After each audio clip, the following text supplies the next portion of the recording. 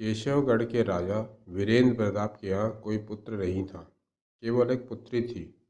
राजा हमेशा इसी चिंता में रहता था कि मेरे बाद इस राज्य को कौन संभालेगा। राजा जानते थे कि राजकुमारी में राज्य संभालने की कुशलता और बुद्धि सामर्थ्य नहीं है।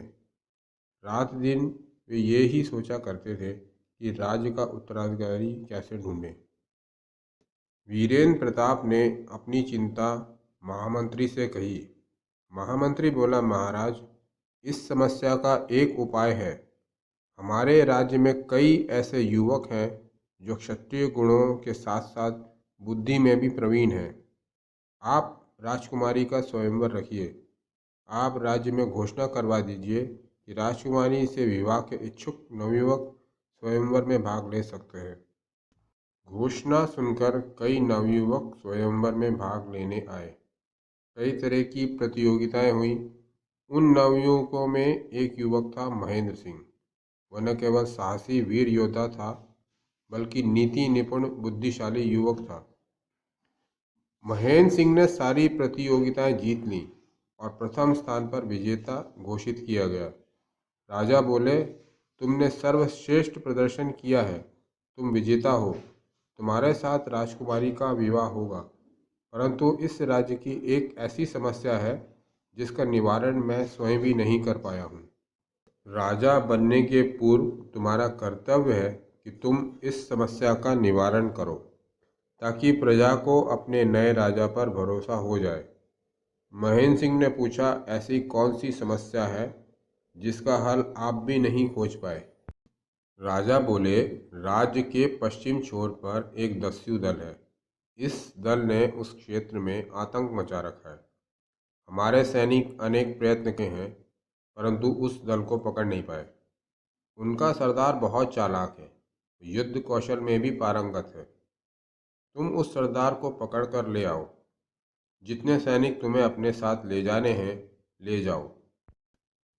महेंद्र सिंह कुछ क्षण विचार करता रहा, फिर बोला, महाराज, मैं अकेला ही उस दस्यु सरदार को पकड़ने जाऊंगा। सैनिक ले जाने से वो सतर्क हो जाएगा और भाग जाएगा। राजा बोले, अगर तुम्हें विश्वास है कि तुम अकेले जाकर उस सरदार को पकड़ सकते हो तो ठीक है, जैसा तुम्हें उचित लगे वो प्रयत्न करो। महेंद्र सिंह अकेला ही उस क्षेत्र की ओर चल दिया। वहाँ एक गांव में पहुंचकर उसने दस्यु सरदार के बारे में पूछताछ शुरू कर दी। गांव में दस्यु दल के कुछ अनुचर घूम रहे थे।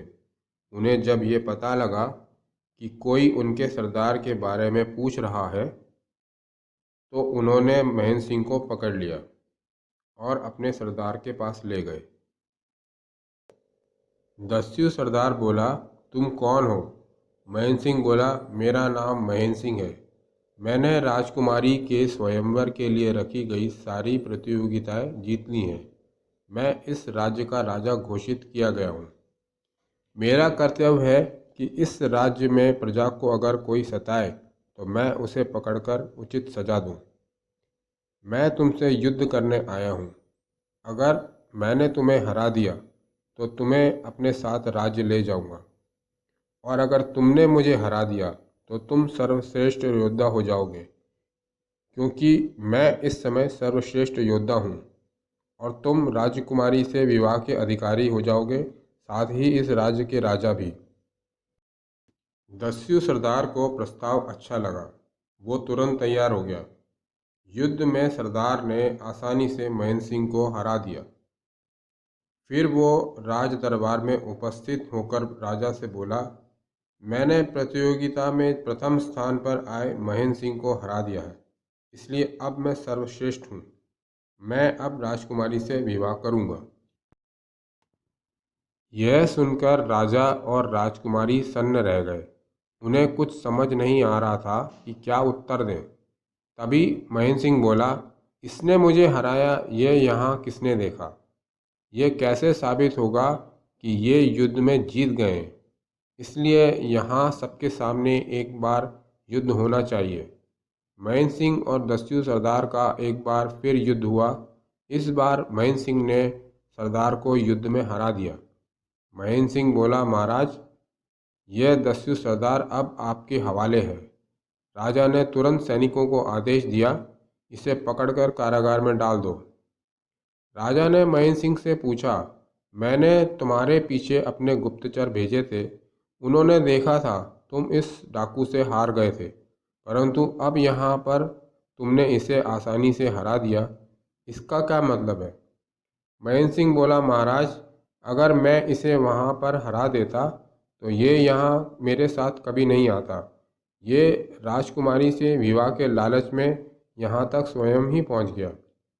राजा महेंद्र सिंह की चतुरता पर बहुत प्रसन्न हुए और राजकुमारी के साथ उन्होंने उसका विवाह कर दिया।